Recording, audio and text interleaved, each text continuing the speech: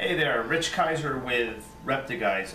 Today I'm here to shoot a video for you, your basic care sheet video for the Crested Geckos. I'm doing this video mainly because A, I sell them, and 2, I recommend them a lot. And the reason I recommend them is because of how easy they are. These are a perfect pet if you're for your first reptile. Your kid wants a pet, you guys decide to go a reptile route, this is one of the easiest pets to take care of. They are very good to handle, they're not the best, they need a little bit of work getting them used to you, but they are very easy to take care of. And that reason, I believe that these are the best for starting out. A couple things, you don't need a special light, you don't need a special heat, on the bottom or the top. You do not need crickets for these guys. Yes, they can eat crickets. Maybe once a month, give them a treat, little tiny crickets with some calcium dusted on them, but for most part, you're not running to the pet store a couple times a week. You're, basically it's either you're running to the pet store or you're not getting the crickets, and that's how lizards, small reptiles end up dying, and you got a kid all upset because they have a dead animal. Very easy to take care of. And also their aquariums are pretty easy to set up. You can get more complex, but let me show you what they look like. This is my basic setup, not to say that in any way, shape, or form this is what you need to use.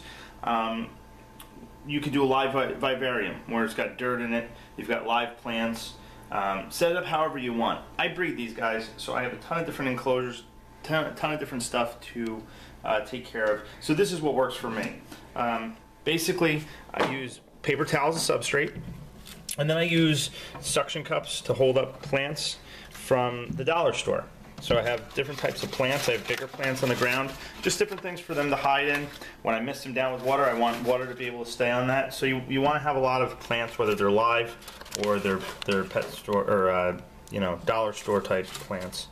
I also have some bamboo in here. You pick it up at the Home Depot, cut it down to size. A couple bucks for one of these, but they do like things to climb on. They are always climbing around. They are nocturnal animals, so they sleep a lot during the day. This cave in here, I've had it forever, so I use it. This is actually the one we keep in my son's room. So it actually looks a little nicer. All my breeding material, my breeders, they're all set up with paper towel rolls for them to hide in. They do like places to hide. So here's our Crested Gecko. That stripes in there. Couple things to know about them so you're not freaking out. They do change colors.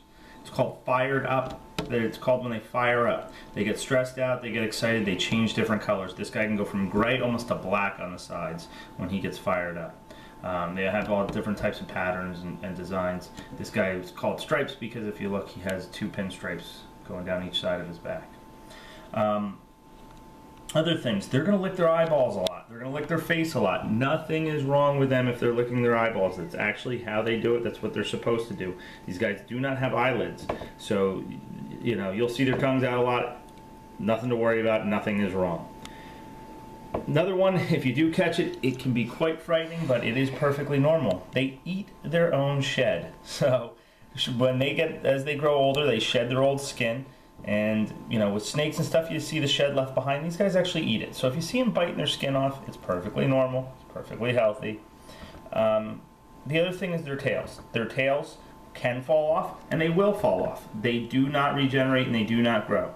Some people actually like the way they look without the tail. But if you want them to have that tail on there, be careful when you're picking them up. They do have like a monkey-like ability with that thing where they can wrap it around stuff. So when you're picking them up, just make sure it's loose and it's not grabbing anything. If you want to keep that tail on there and you don't want them to drop it, that's fine. So really, when it comes to small kids or anybody who's getting used to reptiles, the biggest thing to know is whether it's a snake, lizard, frog, you want to let them come onto you. You do not want to physically pick them up and press on them. So when you want to pick something up, what you want to do is get your fingers underneath them, kind of let them know you're there, and then kind of just let them come onto you. And if you see them, just basically get my fingers under there and we pick them up. Now if you see this guy here, he is very calm. There he goes with his tongue. I handle these guys all the time. The more you handle them, the better they're going to get with you, and they become very comfortable. So basically, If he was flipping out, what you want to do is you want to put one hand in front of the other. These guys do jump a lot. If they end up falling from a higher distance, do not freak out. They're built that way. They're jumpers. You know, they almost look like they have a webbing. They do fly pretty far. I give them some exercise when they're really freaking out and let them jump from one to one. This guy's not going to jump. He's very calm. He's very relaxed. While I have him up here, just a quick note. If you want to see if you have a boy, they've got 2 humps like that. You will not see them until they get bigger, but if you don't and you have a bigger one, it's a girl. You can sex them by taking a look underneath, and under their belly you will see, now they don't like to sit like this, but under here on a microscope, or take a good picture of it, you'll actually see a bunch of little holes in the scales. They're called pores. So that's the way that you can actually tell when they're very little if you have a boy or a girl. Usually they need to be up 5 to 10 grams. And you see that there, it looks like there's his jump. Like I said, they do like to jump, but you'll notice they get their hind legs out. So once you're used to handling them, like I said, you want to give them, especially at first, you want to get them out a couple times a day. Let them get used to you. The more they're used to you, the easier it is. They do like to go up to high places. They do like to have, you know, perch on your fingers. And again, like I said, you know, as long as they have all 4 feet, they're usually comfortable. But they do like to jump, and if they do get a little, you know, a little rowdy, that's all you do. You just hand to hand and let them go. So I'm going to put this little guy back here right now, and most of the time they don't want to once you pick them up.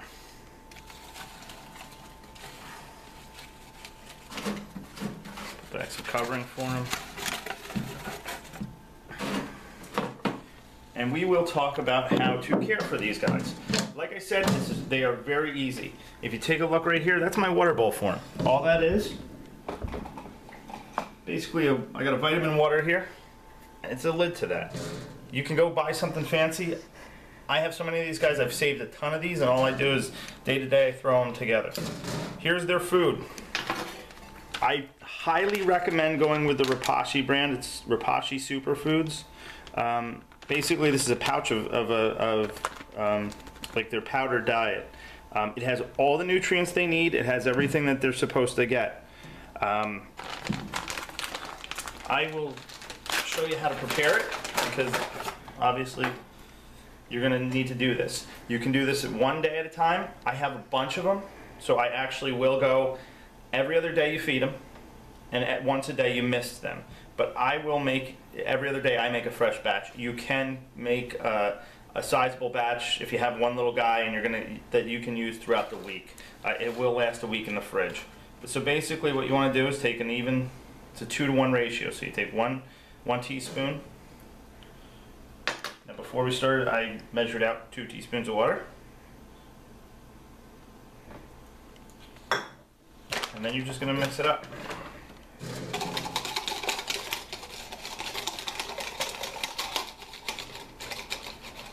Now basically at first it's going to be really watery, and you're going to be like, well, you know, you don't want it to be that consistency. What you want it to be is a consistency almost of like ketchup. You know, a little bit watery, but enough that you can that it'll flow through. You don't want it to be like a sticky oatmeal. Now here's the thing, it takes a minute or 2 to set up. So once you've got it mixed thoroughly, it will actually harden over time and gel up. So, you know, I usually use a little bit more water than they tell you to use, but there's your mixture. So a bag like this here probably costs about $20, $25, and it'll last you months. If you only have one Crested Gecko, you can get a much smaller bag, but keep it in the fridge, and it should last you for months on end. Again, Rapashi is really good stuff. This shows you how easy it really is to take care of them. There's your whole food supply. That's everything. Every other day now, or every day, and sometimes if you have a much drier climate, you might want to go twice a day. This is a spray bottle. You don't need something that's high tech, but it only costs, I think it was less than $10. Pumps it up and it makes a mister of it. And basically, this is how they drink. So you want to mist thoroughly. I do the sides of the tank, I do the front of the tank. You want to make sure they have a dry spot to sit in. You want to, if it's consistently wet all the time in your enclosure, it's too wet, don't do that, but you want to leave a dry spot. They will come off, and what they do is they'll lick off the sides of the glass, they'll lick off of the plants here, and that's how they actually drink. So if you keep a water bottle in there, you can, or a water dish in there. They usually end up going to the bathroom in it. That's how you get a sick gecko. So I am going to take Yuri out to show you her. She has no tail.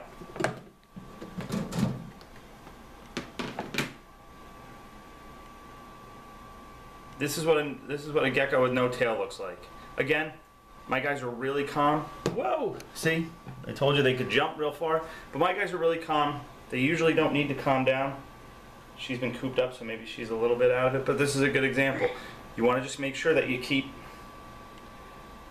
let them jump it out. And then once they do, they will calm down for you totally. Alright, so basically the last thing I want to show you real quick is how to set up an enclosure for the babies. If you get a baby crested gecko, this is a perfect size. You do not want to intimidate them. I drill some holes right in here. And if you take a look in here, it's very similar to the other one. We do have a baby living in there somewhere. Give them a little plant. Make sure, the one thing you want to make sure is that these guys are really moist. There's the baby.